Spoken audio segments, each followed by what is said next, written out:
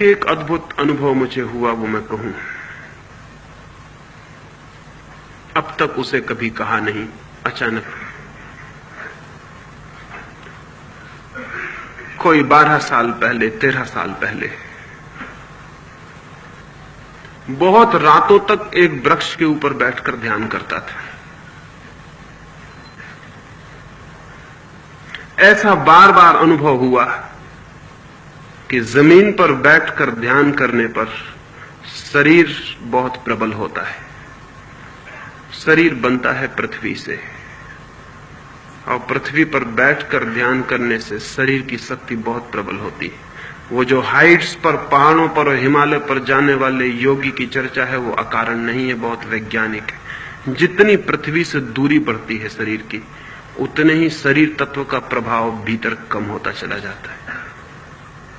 तो एक बड़े वृक्ष पर ऊपर बैठकर मैं ध्यान करता था रोज रात। एक दिन ध्यान में कब कितना लीन हो गया मुझे पता नहीं, और कब शरीर वृक्ष से गिर गया वो मुझे पता नहीं। जब नीचे गिर पड़ा शरीर, तब मैंने चौंक कर देखा कि ये क्या हो गया। मैं तो वृक्ष पर ही था और शरीर नीचे गिर गया।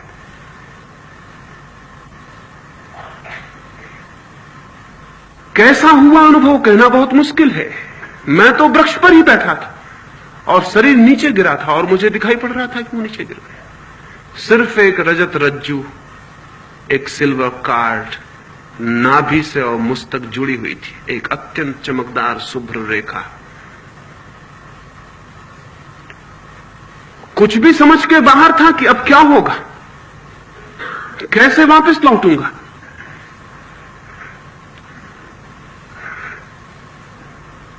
कितनी देर यह अवस्था रही वो भी पता नहीं, लेकिन अपूर्व अनुभव हुआ। शरीर के बाहर से पहली दफा देखा शरीर को, और शरीर उसी दिन से समाप्त हो गया। मौत उसी दिन से खत्म हो गई, क्योंकि एक और देह दिखाई पड़ी जो शरीर से भिन्न है। एक और सूक्ष्म शरीर का अनुभव हुआ। कितनी देर यह रहा कहना मुश्किल है। सुबह होते होते एक दो औरतें वहां से निकली दूध लेकर किसी गांव से, और उन्होंने आके पड़ा हुआ शरीर देखा। वो मैं देख रहा हूं ऊपर से कि वो करीब आके बैठ गई हैं। कोई मर गया, और उन्होंने सिर पर हाथ रखा, और एक क्षण में जिसे तीव्र आकर्षण से मैं वापस अपने शरीर में आ गया और आंख खुल गई। तब एक दूसरा अनुभव भी हुआ। वो दूसरा अनुभव यह हुआ कि स्त्री पुरुष के शरीर में एक कीमिया और केमिकल चेंज पैदा कर सकती है, और पुरुष स्त्री के शरीर में एक केमिकल चेंज पैदा कर सकता है। यह भी ख्याल हुआ कि उस स्त्री का छूना और मेरा वापस लौट आना, ये कैसे हो गया। फिर तो बहुत अनुभव हुए इस बात के, और तब मुझे समझ में आया कि हिंदुस्तान में जिन तांत्रिकों ने समाधि पर और मृत्यु पर सर्वाधिक प्रयोग किए थे, उन्होंने क्यों स्त्रियों को भी अपने साथ बांध लिया था। क्योंकि गहरी समाधि के प्रयोग में अगर शरीर के बाहर तेजस शरीर चला गया है, सूक्ष्म शरीर चला गया है, तो बिना स्त्री के सहायता के पुरुष के तेजस शरीर को वापस नहीं लौटाया जा सकता। या स्त्री का तेजस शरीर अगर बाहर चला गया तो बिना पुरुष की सहायता के उसे वापस नहीं लौटाया जा सकता।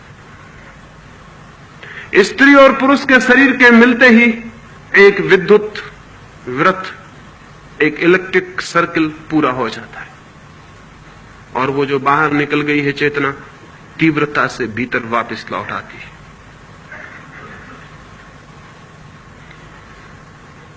फिर तो 6 महीने में कोई 6 बार वो अनुभव हुआ निरंतर,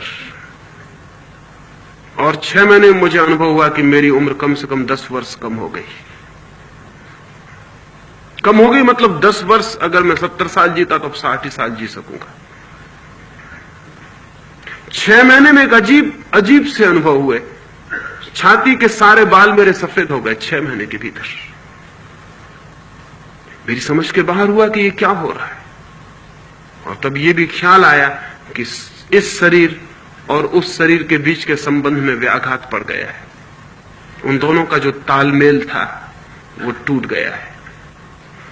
और तब मुझे ये भी समझ में आया कि शंकराचार्य का 33 साल की उम्र में मर जाना या विवेकानंद का 36 साल की उम्र में मर जाना कुछ और ही कारण रखता है। अगर ये दोनों के संबंध बहुत तीव्रता से टूट जाएं तो जीना मुश्किल। और तब मुझे ये भी ख्याल में आया कि रामकृष्ण का बहुत बीमारियों से घिरे रहना और रमन का कैंसर से मर जाने का भी कारण शारीरिक नहीं है, उस बीच के तालमेल का टूट जाना ही कारण। लोग आमतौर से कहते हैं कि योगी बहुत स्वस्थ होते हैं, लेकिन सच्चाई बिल्कुल उल्टी। सच्चाई आज तक ये है कि योगी हमेशा रुग्ण रहा है और कम उम्र में मरता रहा है। और उसका कुल कारण इतना है कि उन दोनों शरीर के बीच जो एडजस्टमेंट चाहिए, जो तालमेल चाहिए, उसमें विघ्न पड़ जाता है। जैसे ही एक बार वो शरीर बाहर हुआ, फिर ठीक से पूरी तरह कभी भी पूरी अवस्था में भीतर प्रविष्ट नहीं हो पाता है। लेकिन उसकी कोई जरूरत भी नहीं रह जाती, उसका कोई प्रयोजन भी नहीं रह जाता, उसका कोई अर्थ भी नहीं रह जाता। संकल्प से खींची जा सकती है ऊर्जा भीतर, सिर्फ संकल्प से। सिर्फ ये धारणा, सिर्फ ये भावना कि मैं अंदर वापस लौट आऊं, वापस लौट आऊं, वापस लौट आऊं, इसकी तीव्र पुकार, इसका तीव्र आंदोलन, पूरे प्राण इससे भर जाए, मैं केंद्र पर वापस लौट आऊं, मैं वापस लौट आऊं, मैं वापस लौट आऊं। इसकी इतनी तीव्र पुकार कि ये सारे कण कण में शरीर के गूंज जाए, श्वास श्वास को पकड़ ले। और किसी भी दिन ये घटना घट जाती कि एक झटके के साथ आप भीतर पहुंच जाते और पहली दफा फ्रॉम विद इन शरीर को देखते।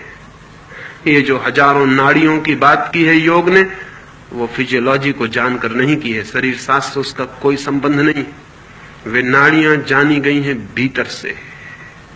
और इसलिए आज जब फिजियोलॉजी उनका विचार करती तो पाती ये नाड़ी कहां है, ये जो 7 चक्र बताए हैं ये कहां है?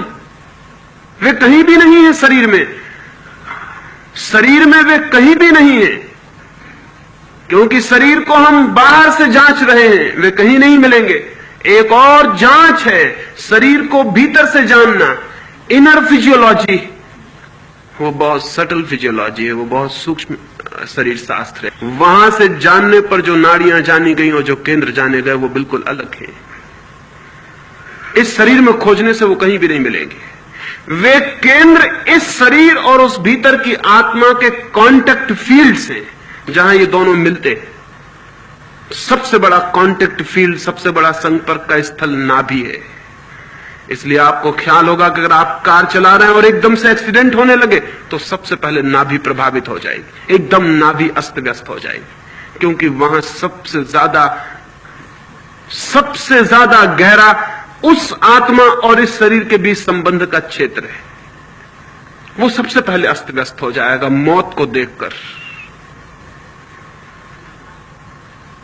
जैसे ही मौत सामने दिखाई पड़ेगी, नाड़ी अस्त व्यस्त हो जाएगी।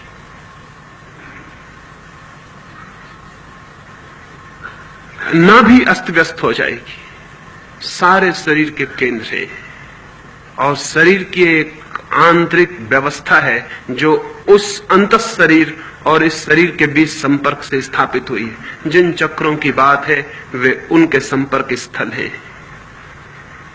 निश्चित ही एक बार भीतर से शरीर को जानना एक बिल्कुल ही दूसरी दुनिया को जान लेना, जिसका हमें कोई भी पता नहीं, जिससे मेडिकल साइंस जिसके संबंध में एक शब्द भी नहीं जानती और नहीं जान सकेगी अभी।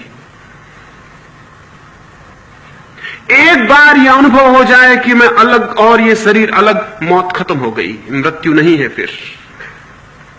और फिर तो शरीर के बाहर आके खड़े होकर देखा जा सकता है। तो ये कोई फिलसफिक विचार नहीं है, ये कोई दार्शनिक तात्व चिंतन नहीं है कि मृत्यु क्या है, जीवन क्या है। जो लोग इस पर विचार करते हैं वो 2 कौड़ी का भी फल कभी नहीं निकाल पाते। ये तो है एग्जिस्टेंशियल अप्रोच, ये तो है अस्तित्ववादी खोज।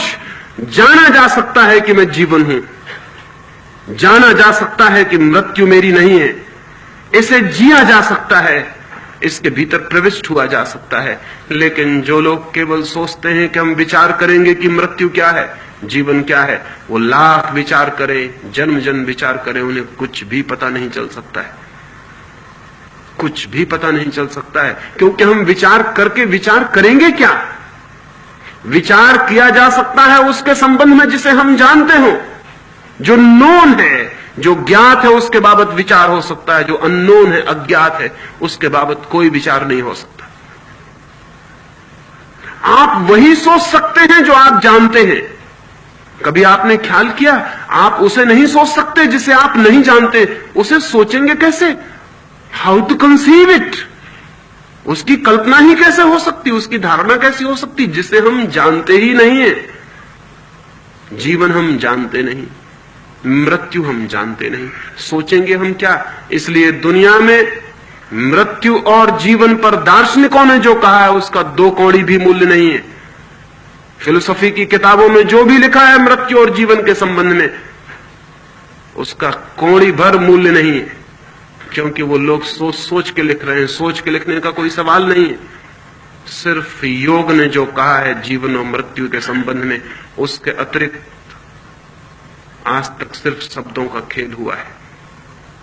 क्योंकि योग जो कह रहा है वो एक एग्जिस्टेंशियल, एक लिविंग, एक जीवंत अनुभव की